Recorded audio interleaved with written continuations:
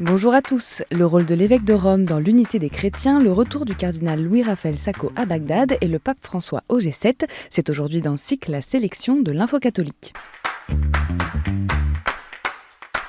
C'est sur le sujet sensible de la place du pape dans le monde chrétien que le Dicaster pour la promotion de l'unité des chrétiens a publié ce jeudi une longue synthèse de 150 pages. Intitulée « L'évêque de Rome », le document traite spécifiquement des questions de la primauté du pape et de la synodalité. Il met en lumière une avancée majeure puisque les dialogues œcuméniques depuis le Concile Vatican II tendent à une reconnaissance de l'évêque de Rome comme un serviteur de la communion entre les églises. S'il existe un accord sur le principe de primauté, il s'agit cependant de clarifier les responsabilités de l'évêque de Rome entre son ministère dans l'Église catholique latine comme patriarche d'Occident et celui de primat au service de la communion des églises. Autre point majeur, le texte encourage le processus synodal dans lequel s'est engagée l'Église catholique, considérant qu'elle gagnera en crédibilité auprès des autres églises en l'exerçant en son sein. Le Dicaster invite enfin à franchir de nouvelles étapes dans les dialogues œcuméniques en clarifiant notamment la réalité de l'infaillibilité pontificale et le sens de l'expression Église universelle. Présenté comme un document d'étude, le document sera envoyé aux autres églises pour continuer à enrichir la réflexion. Des cris de joie et des chants, c'est au milieu d'une foule en liesse que le cardinal Louis-Raphaël Sacco est de retour auprès de sa communauté à Bagdad après presque un an de tension avec le pouvoir irakien. Un accueil chaleureux qui intervient quelques jours après la publication d'un décret du Premier ministre du pays qui rétablit dans ses fonctions le patriarche des Chaldéens en Irak et dans le monde. Les biens et dotations de cette église catholique, qui compte près d'1 million de fidèles, dont la majorité se trouve désormais hors d'Irak, sont replacés sous sa responsabilité. Le cardinal était exilé à Erbil, dans le Kurdistan irakien, depuis le 22 juillet 2023 pour protester contre la révocation de son statut officiel par le président de la République, une décision sous forme de pression sans doute liée à son opposition à la milice chrétienne et pro-iranienne des brigades de Babylone, dont le chef serait influent auprès du président, selon le cardinal.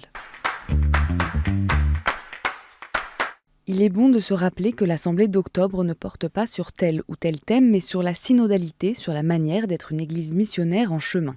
C'est l'axe donné par une vingtaine de théologiens et théologiennes réunis à Rome du 4 au 14 juin pour réfléchir au document de travail de la prochaine session du synode. Un document qui portera cette fois-ci sur les nœuds à défaire pour répondre à la question « Comment être une église synodale en mission ?» alors que les églises locales ont manifesté de l'enthousiasme mais aussi de l'inquiétude à la suite du rapport de synthèse du synode. La version définitive de l'Instrumentum Laboris, document de travail, doit être publiée début juillet.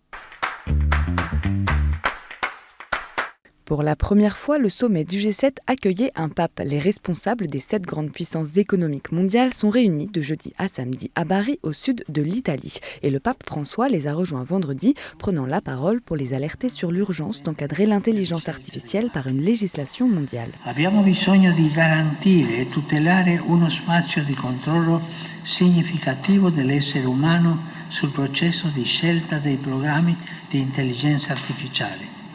Ne va della stessa dignità umana.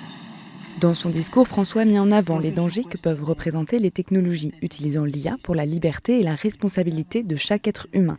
Il a plaidé pour une saine politique capable de créer les conditions pour que cet usage soit possible et fécond.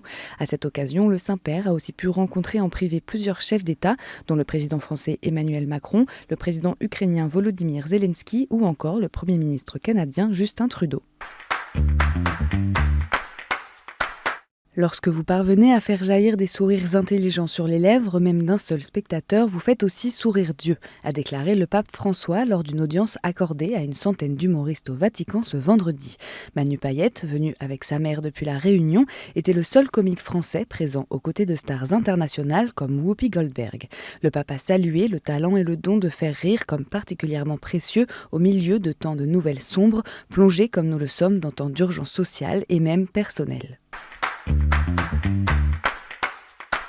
Plus les temps sont troublés, plus nous avons besoin de sagesse, une sagesse politique ancrée courageusement dans la tradition humaniste. C'est l'appel des évêques du Nord et du Pas-de-Calais après les résultats des élections européennes et l'annonce de la dissolution de l'Assemblée nationale par le président de la République Emmanuel Macron.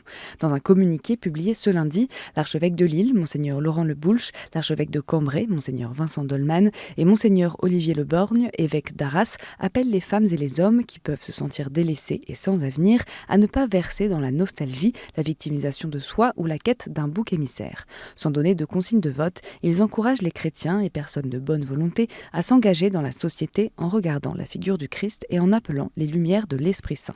Un message notamment partagé par Monseigneur Norbert Turini, archevêque de Montpellier, qui a fait sienne la déclaration. Et en bref, le Secours catholique Caritas France a élu mercredi un nouveau président national. Didier Durez succède ainsi à Véronique Devise, ancien cadre d'entreprise et bénévole de l'association. Il est également membre de la communauté de vie chrétienne et trésorier national du MEJ. Et le même jour, à Lisieux, les reliques de Saint-Louis et Zélie Martin, les parents de la petite Thérèse, ont été transférées de la crypte vers la nouvelle chapelle de la famille Martin, accessible depuis le parvis de la basilique. Un transfert accompagné par la prière des pèlerins et des membres du sanctuaire, avec l'aide des chevaliers de Colomb.